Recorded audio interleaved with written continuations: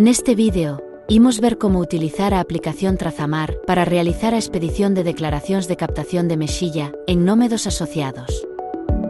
Esta aplicación xa é empregada habitualmente polas asociacións para outras xestións como documentos de orixe, rexistros ou devolucións. A funcionalidade que imos explicar intégrase dentro deste mesmo entorno de traballo, polo que o seu uso resulta sinxelo e familiar. Comezamos iniciando sesión na aplicación co perfil da asociación. Unha vez dentro, accedemos ao menú principal, onde atopamos as diferentes opcións dispoñibles: expedir, consultar, informe, anular e peche de declaracións. Para crear unha nova declaración, seleccionamos a opción expedir.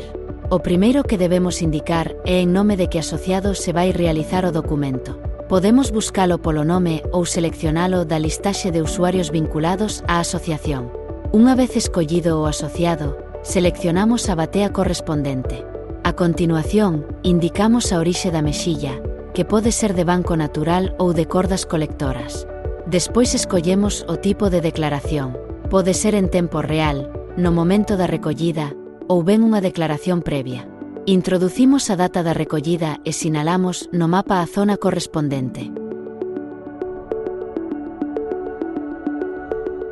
Indicamos a cantidade recollida, seleccionamos o transporte terrestre habilitado e a embarcación vinculada. Finalmente, prememos en expedir. O documento queda así emitido co seu código correspondente e dispoñible para consulta. Se accedemos á opción Consultar, poderemos ver o listado de documentos emitidos. Desde aquí é posible revisar o detalle, comprobar a información asociada e descargar ou imprimir o documento en formato PDF. Na sección Informe, podemos obter un resumo das declaracións realizadas, agrupándoas, por exemplo, por batea, e consultando os quilos declarados.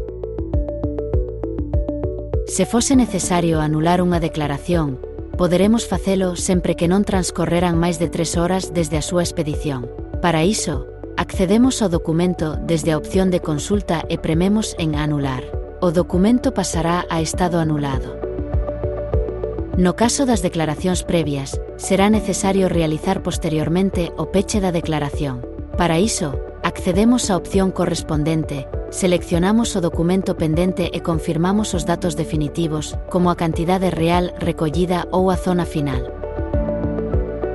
Unha vez gardados os cambios, o documento queda confirmado definitivamente.